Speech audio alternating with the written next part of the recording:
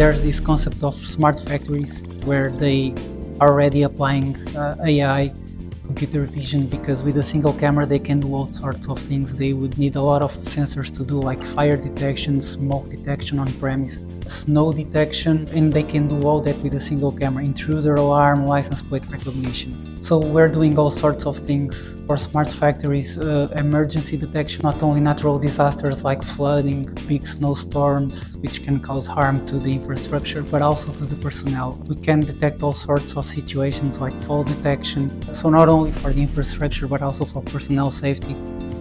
If something happens in a factory, human error, some machine fails, things can escalate very quickly, and they can put a lot of workers in danger.